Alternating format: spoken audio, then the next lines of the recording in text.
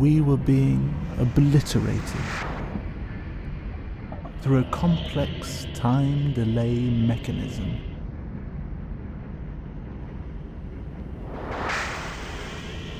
As if we were a mirror for something much bigger and more pressing than ourselves.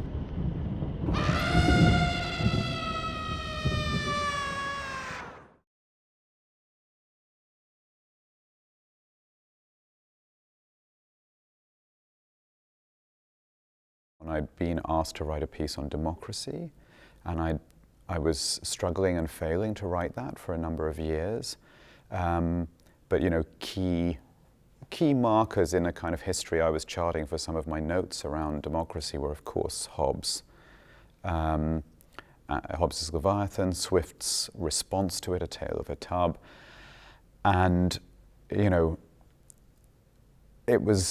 it's always that sort of thing, I think, as an artist, your process. It's particularly if you're research-driven, you think you're smart, but you're actually quite dumb.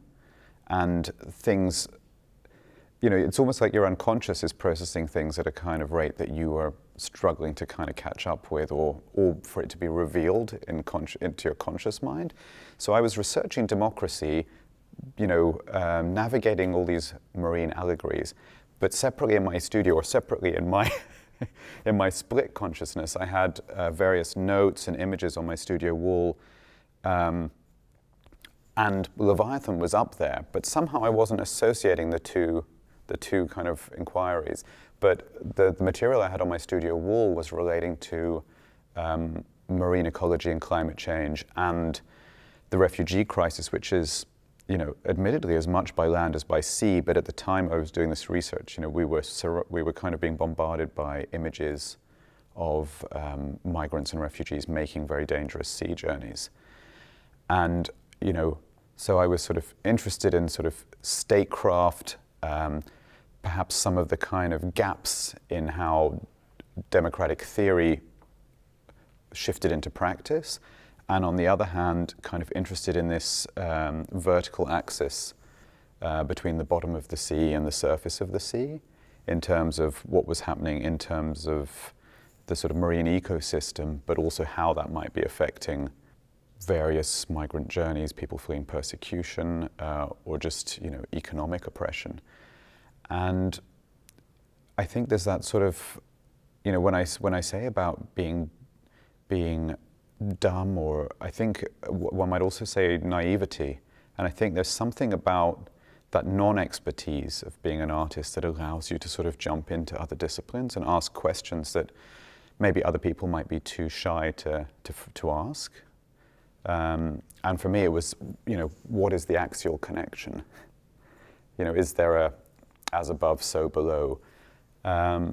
And I went out and started speaking to, marine biologists and engineers, and was very quickly kind of, in terms of a call and response, met with this, well, did you know about the hump on the sea floor between North Africa and Sicily, which is a key flashpoint for climate change? But, you've got warming waters go up one side, down the other, and that causes the riptides, eddies, currents that make the Lampedusa crossing quite so dangerous in contemporary times.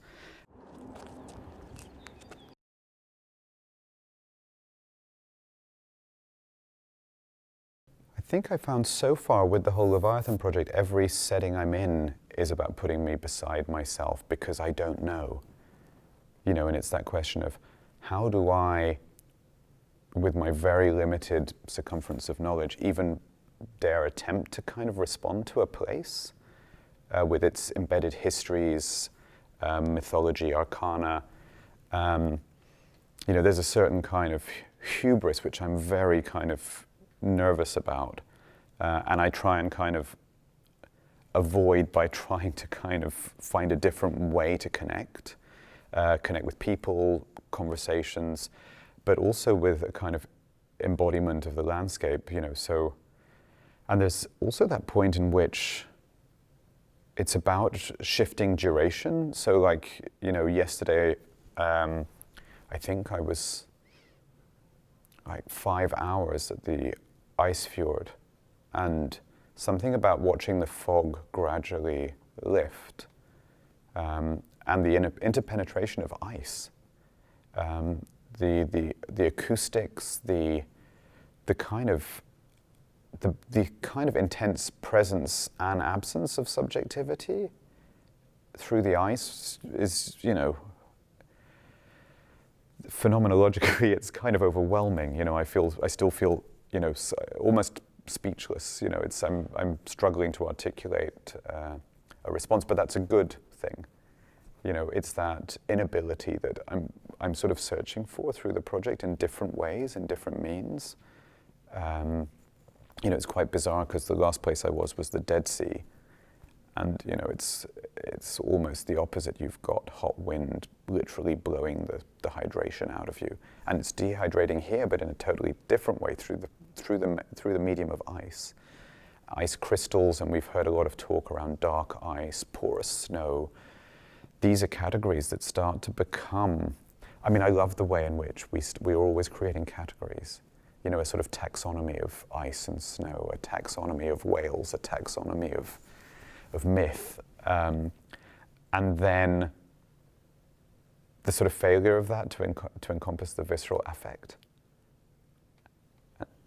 And I think that's maybe what I'm left with, and maybe to go away and consider and understand what the next steps and conversations that might be required in order to kind of move into a speculative field of what is, what part does Greenland play in the Leviathan narrative of 20 to 50 years into the future? How does Greenland envision itself?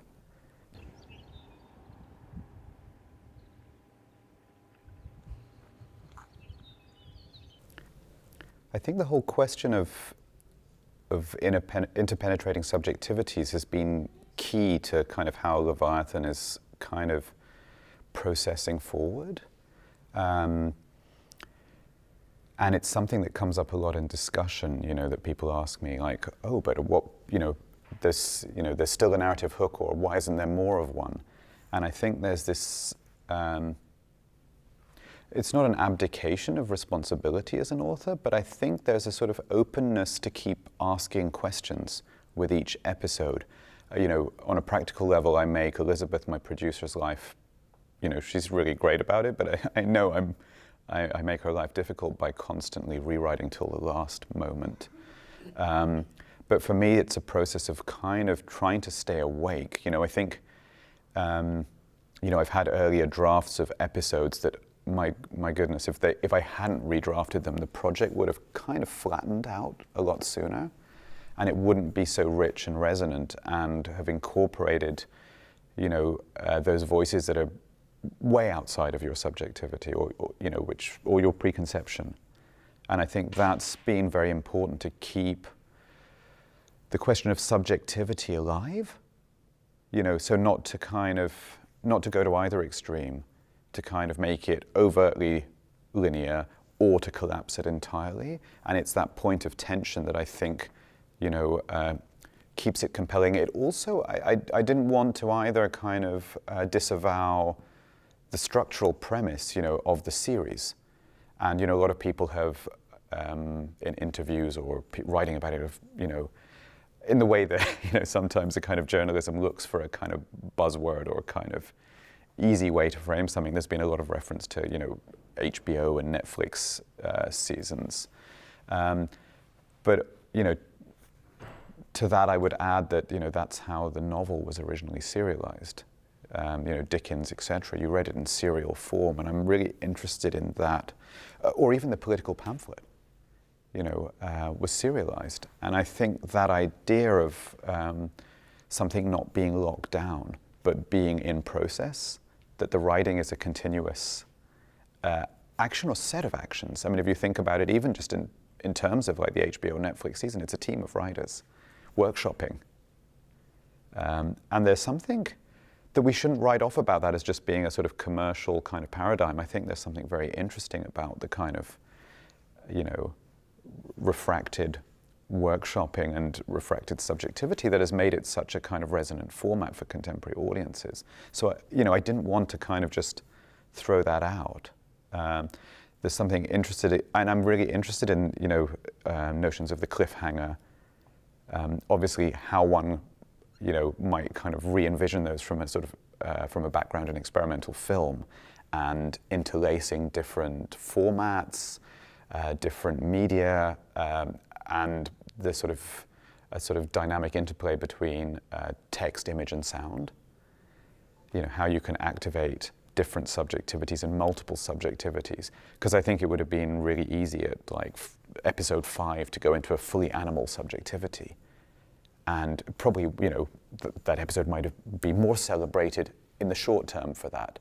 But it's not holding the tension of the project and forcing the viewers to ask questions and have discussions.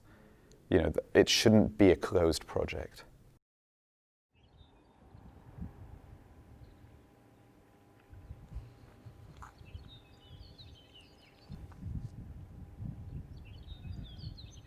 So speculation is something that I've always been interested in, even in the kind of well-trodden territory of speculative futures, speculative imagining. Speculative fiction is obviously of interest. I'd be kind of foolish to try and deny that. But I think what I've tried to take from my interests in not just speculative fictions, but speculative scientific research is the space between them and the space for speculation as a kind of research process, i.e. it's not just confabulation, it's a kind of call and response, and that at a certain point merges with a sort of materialism of the landscape. So how do we explain that? It's often just sort of trying to think about what comes next. In that way, I think all artists are engaged in speculation. The very nature of artistic practice is what comes next. You get out of bed and you're like, okay, I'm going to have my tea, brush my teeth, but what comes next? And that sort of gap or vacuum is something that I think, we rush to fill with narrative, meaning in order to kind of provide some sort of justification for action, forward movement. And I think that becomes a key kind of philosophical kind of point of departure for me, which, I've sort of, I think it's a sort of, it's a low-level daily insecurity, but to sort of, in a way I was interested to sort of take that through into Leviathan and write it large, but also allow it to be a space for collective anxiety, but not anxiety in terms of just wanting to create or stimulate anxiety in the viewer, but to ask questions of our own anxiety. So I hope it reads as more generous than just an anxiety-inducing set of films. I hope it's a kind of, it's a walk I can take with multiple viewers and interlocutors into a kind of questioning of anxiety and how it maps out bodily and I don't know why, but sort of playfully the three-body problem is coming to mind. But is it the sort of the global body, the larger kind of creature body? Thinking of like the occult term of creatura, or is it the human body? And what does that even mean at this point in time where we're starting to get a better understanding of, interpenetrative subjectivity anyway? I think that's almost what's required of us as a kind of collective consciousness shift. And it seems to be, the paroxysms we're going through in the sort of global political economic sphere at the moment are a kind of, manifestation of this, these tensions.